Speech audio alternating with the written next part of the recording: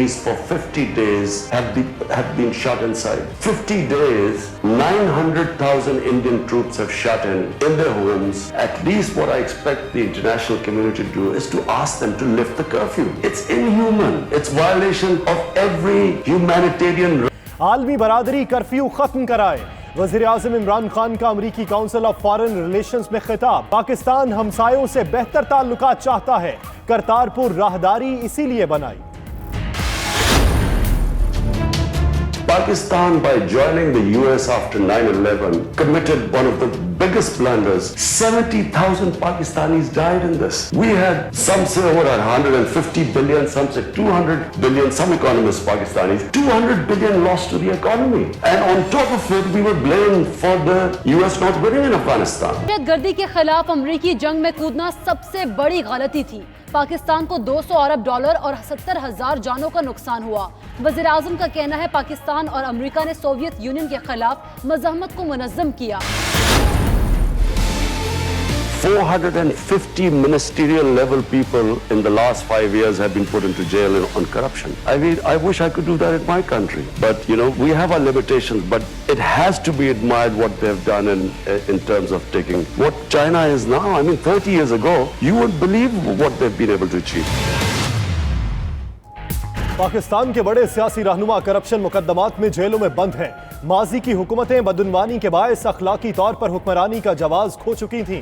वज़ीर आज़म इमरान खान का कहना है बदहाली मईशत विरसे में मिली, साबिका हुकूमतों की वजह से IMF में जाना पड़ा, चीन ने दिवालिया होने से बचाया, सऊदी अरब और UAE ने भी मदद की। चीन ने ऐसा मुतालिबा नहीं किया जिससे उनका इक़्तिदार मुतासिर हो।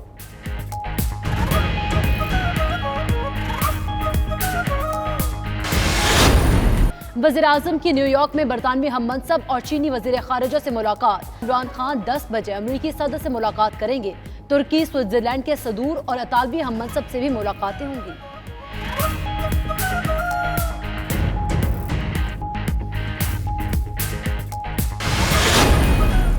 डेंगू मच्छर के ताबड़तोड़ वार, मजीद सैकड़ों अफराद बीमार। वज़ीर आला पंजाब की ज़ेर सदारत इजलास, अस्पतालों में CBC समेत डेंगू के तमाम टेस्ट मुफ्त करने का ऐलान। रावलपिंडी के लिए फौरी तौर पर 3 मोबाइल हेल्थ यूनिट भिजवाने का हुक्म। उधर सरगोदा DHQ अस्पताल के डेंगू आइसोलेशन वार्ड में चूहों की भरमार।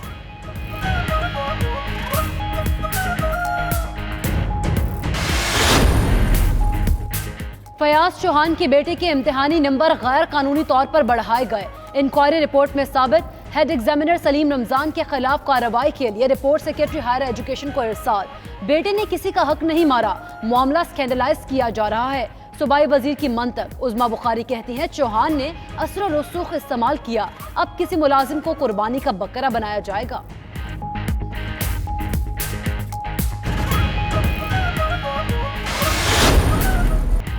वज़ीर आला पंजाब के इलाके डेरा गाजी खान में ज़माना जाहिलियत की याद ताज़ा। 2 मुबैना चोरों को बेगुनाही साबित करने के लिए दहकते अंगारों से गुजारा गया।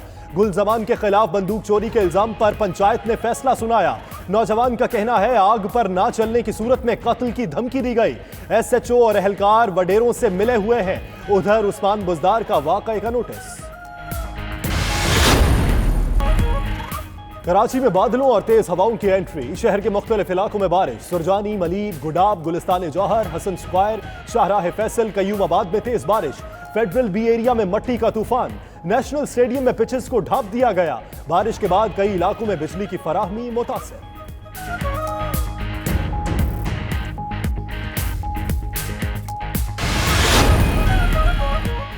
ताजिरों का हुकूमत के खिलाफ 7 अक्टूबर को तहफ़्फ़ुज़ मईशत मार्च का ऐलान। मरकजी तंजीम ताजुरान पाकिस्तान के सदर काशिफ चौधरी का कहना है हुकूमत IMF की हिदायत पर मईशत तबाह कर रही है। तमाम सनतकार और ताजिर परेशान, मार्केटें वीरान हैं। मुतालिबात माने की यकीन दहानी पर अगस्त में एहतजाज का फैसला मनसूख किया था। हुकूमत ने ज़बानी जमा खर्च के सिवा कुछ नहीं किया।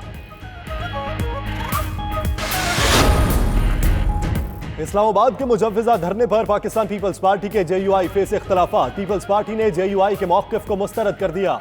APC या रहबर कमेटी का इजलास बुलाने की तजवीज़ दे दी। ज़राए के मुताबिक JUI ने पीपल्स पार्टी से राबिता किया था। उधर नून लीग के रहनुमा आसिफ किरमानी का कहना है नवाज शरीफ के हुक्म पर धरने में भरपूर शिरकत करेंगे।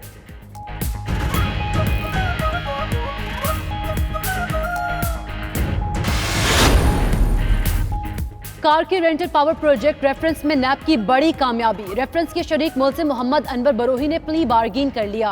85,55,000 की प्ली बार्गिन की दरख्वास्त चेयरमैन नैब ने मंजूर कर ली। साबिक वज़ीर आज़म राजा परवेज अशरफ केस में मुल्जिम नामजद हैं।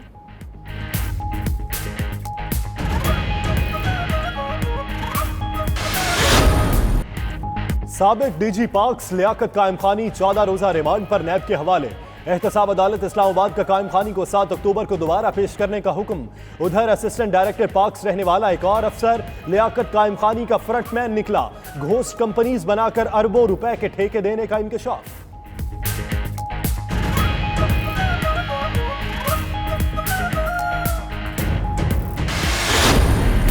कमांड एंड कंट्रोल सिस्टम भी एक्टिव। सीसीटीवी की मदद से निगरानी। स्टेडियम की तज़ीन व आराइश भी जारी।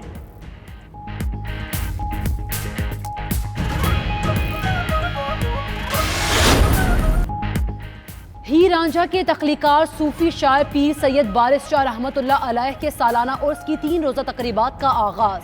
शेखुपुरा में मज़ार को अर्के गुलाब से गुस्ल और चादर पोशी करके इफ्तिताह किया गया। सूबाई वजीर मियां खालिद, जिला इंतजामिया और ज़ायरीन की बड़ी तादाद ने तकरीब में शिरकत की।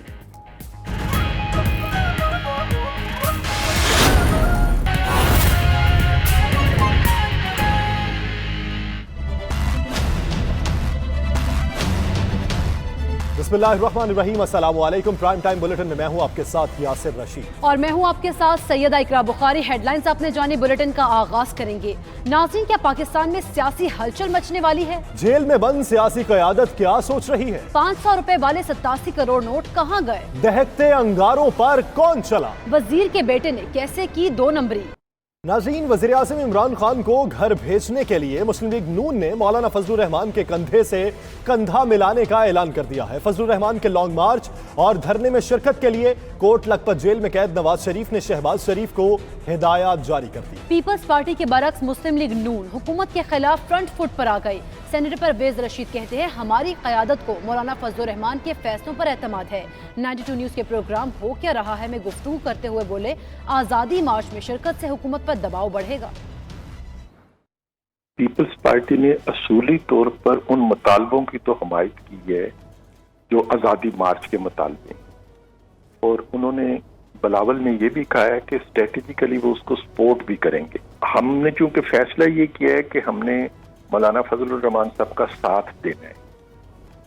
यकीनन शहबाज साहब की तजवीज़ ये है और ये एक अच्छी तजवीज़ है कि आल पार्टी कॉन्फ्रेंस का इनकाद होना चाहिए।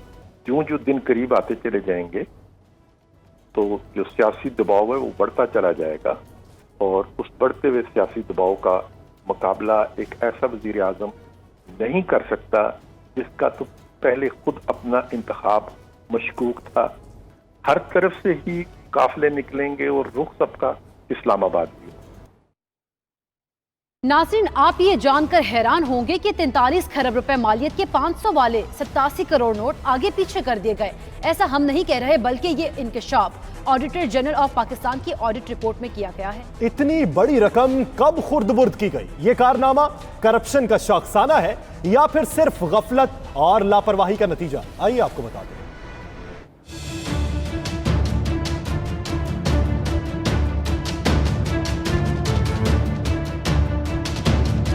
स्कैंडल पर स्कैंडल, पीपल्स पार्टी से जुड़ी एक और बड़ी करप्शन कहानी सामने आ गई। 43 खरब रुपए का स्कैंडल सामने आने पर ऑडिट हुकाम ने भी सर पर हाथ रख लिया। 43 खरब के 500 रुपए वाले पुराने नोटों का रिकॉर्ड ही गायब कर दिया गया। ऑडिटर जनरल ने इंकशाफ किया है कि 1985 से 2012 तक 500 रुपए वाले बड़े 1 अरब 30 करोड़ नोट छापे गए। 2010 से 2012 के दरमियान 500 वाले नोट वापस लेने का फैसला किया गया। वापस लिए गए नोट जाया करके रिकॉर्ड रखना कानूनी तकाजा था, लेकिन तलबी पर स्टेट बैंक सिर्फ 43 करोड़ नोटों का रिकॉर्ड फराहम कर सका, जबकि 87 करोड़ नोटों का कोई रिकॉर्ड ही नहीं।